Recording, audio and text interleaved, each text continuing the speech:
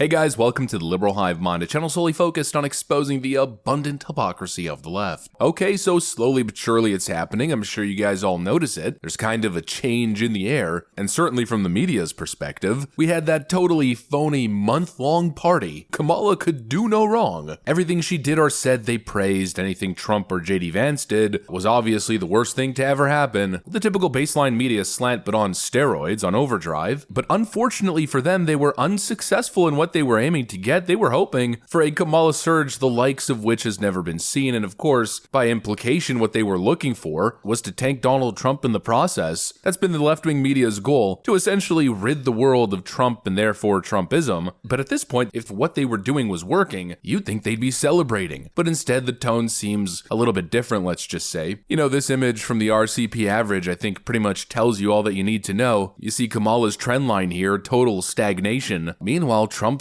back on the rise, surging like never before. It's like I always say, you can never stump the Trump. He always ends up coming back, no matter the scandal. Let's take a look at the tone of conversation on CNN, and then of course get into the details. We got some stuff to get into, so let's roll the tape. Alright folks, so like I'm saying, not exactly so bullish anymore. But let's take Pennsylvania out of Kamala Harris's column and put him in a Donald Trump's column. Again, with the betting favorites, with Trump taking Pennsylvania, what happens when we turn Pennsylvania red? Well, take a look here. Donald Trump wins in the Electoral College, 287 electoral votes to Kamala Harris's 251 electoral votes. So that is why I say it is pivotal.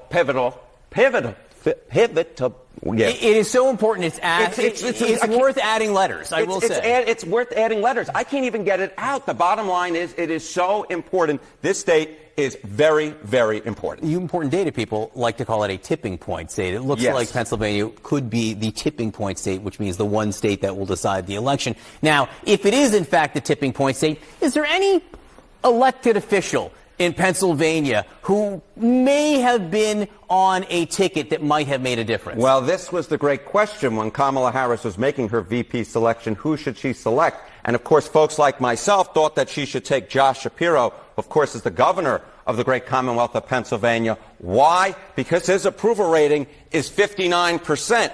And the bottom line is, if Kamala Harris loses in the state of Pennsylvania, and that is the tipping point state, as Mr. Berman put it, the state that put Donald Trump over the top in the Electoral College, there are going to be some real questions as to whether Kamala Harris should have chosen Josh Shapiro, given how popular he is in the Commonwealth of Pennsylvania. Could she have been a winner if she had chosen him instead of Tim Walz? Yep, it seems like we're right back at square one, right back where we were. Of course, we got used to this expectation of a massive red wave, considering how bad Joe Biden's polling numbers got at one point. But that was really like the dessert at the end of the meal. Joe Biden was finished. For the most part, in the early stages of the races and even towards the middle section, it was pretty close for a while. A lot of the prediction maps were sometimes getting to a 269 versus 269 tie, and I've essentially been saying for the last 12 months, whoever wins Pennsylvania wins this election. Well, now it seems like CNN's basically saying the same thing. The left's acting a little bit like a paper tiger at the moment. They're signaling confidence, but on paper, it doesn't look like they're winning at all. If whoever wins Pennsylvania wins the election, well then current trends don't exactly bode so well for Kamala. We've got Polymarket updating their numbers just this morning as I'm recording this video on September 9th, showing Trump's odds up 10% in Pennsylvania. If we look at Nate Silver's forecast, which is usually a heavily left-wing slanted bias forecast,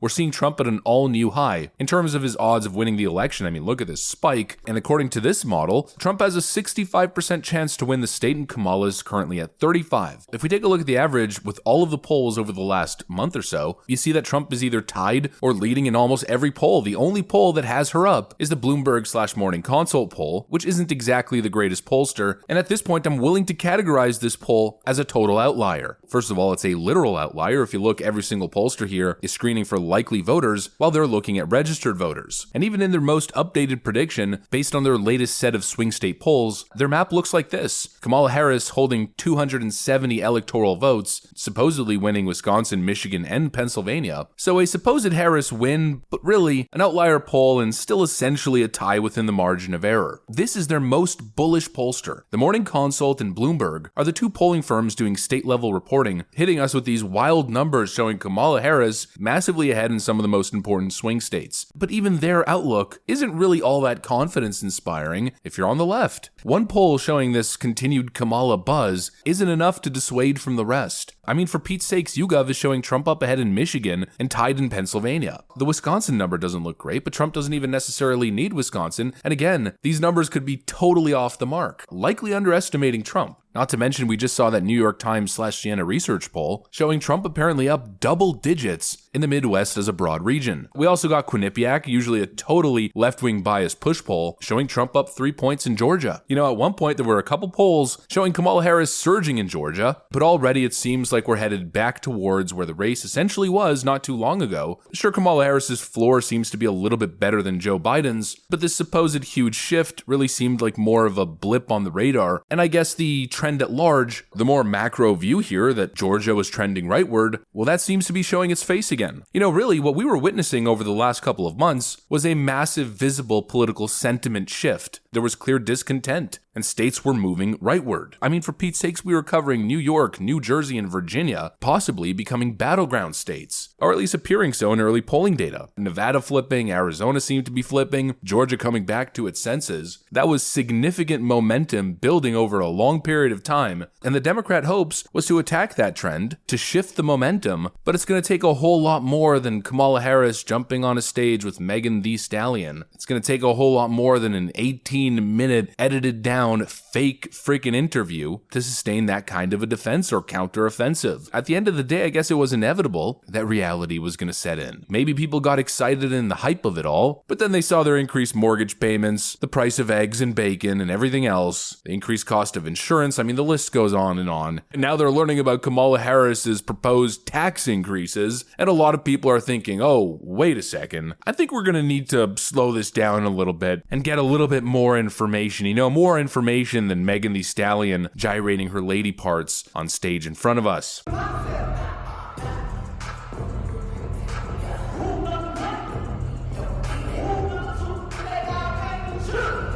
The hype train has officially come to an end, and of course it's fitting, the Trump train, it's chugging along like it has been. You know, like I was saying, the Trump machine's already a well-oiled, slick machine that's already in the process. Meanwhile, Kamala Harris was starting at the finish line. I mean, frankly, she was starting in the locker room with 3 months to go. Kind of hard to keep up. Now the question is, I wonder what the big October surprise is going to be. Well, first, let's see how the debate goes. If Kamala Harris manages to pull off her usual style of performance, well, we might be seeing some real desperate Democrats, and when Democrats are desperate with their backs against the wall, you know exactly what's coming. That's chaos. So I guess let's see what happens. Anyways, that's what I got for you guys on this one. Hopefully you enjoyed the video. If you did, make sure to leave a like and possibly subscribe. Thanks for watching, and I'll see you on the next one.